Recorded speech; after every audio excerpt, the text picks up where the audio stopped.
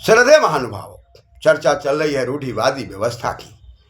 चाहे शास्त्र हो, चाहे महाशास्त्र हो, शास्त्रों की समझने की क्षमता नहीं है तो हम रूढ़िवादी व्यवस्था में हैं। ऐसे लोग जो भी ग्रंथ लिखेंगे वो रूढ़ में जोकर लोगों को क्लेश में जोड़ेंगे, संप्रदाय में जोड़ेंगे और मजहब में जोड़ेंगे। लड़ाई झगड़ा से समाज को हर प्रकार से व्यथित करेंगे, स्वयं दुखी होंगे, दूसरे को भी दुखी करेंगे, ना अपने सुधरेंगे ना दूसरे को सुधारने देंगे। ऐसी परिस्थिति में आर्य समाज का बहुत बड़ा कर्तव्य है और आर्य समाज तभी बन सकता है आर्यति आर्या, जब हम गतिशील होंगे, समंजनती समाजा, जब हम समंजन करेंगे।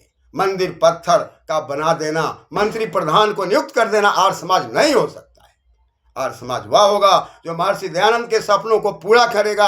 आर्य समाज वह होगा जो महर्षि दयानंद जिधर इंगित करते हैं, सत्यार्थ प्रकाश के प्रथम समोल्लास में शब्दों की व्याख्या करते हैं और व्याख्या के क्रम में साफ साफ बताते हैं कि संसार में परमात्मा की शक्ति है और वही शक्ति संसार में जीवात्मा के रूप में चारों तरफ शक्तियों को विभाजन करके बंटवारा करके बिखरा हुआ है। लेकिन सारे शब्दों का अर्थ एक परमात्मा है और उससे जो अलग अलग व्यवस्थाएं दी जा रही है वही सरस्वती है, वही लक्ष्मी है, वही दुर्गा है, वही ब्रह्मा है, वही विष्णु है, वही महेश है। अतः जीवात्माओं के 6 स्वरूप दिखाई पड़ते हैं, जिसमें पुरुष के 3 स्वरूप हैं, महिला के 3 स्वरूप हैं। ब्रह्मा विष्णु महेश ये पुरुष के स्वरूप हैं, दुर्गा लक्ष्मी और सरस्वती।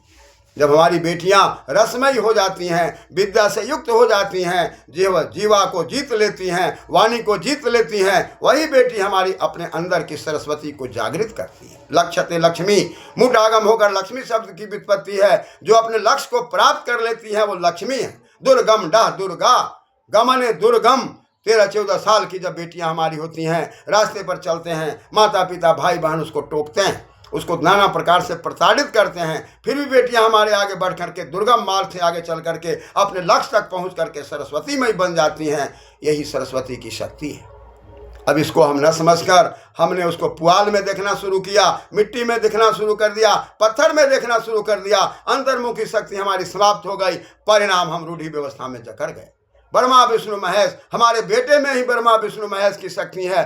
बरदते ब्रह्मा जो ज्ञान विज्ञान को बढ़ा लेता है, वही पुत्र और पुत्रियां ब्रह्मा के रूप में है।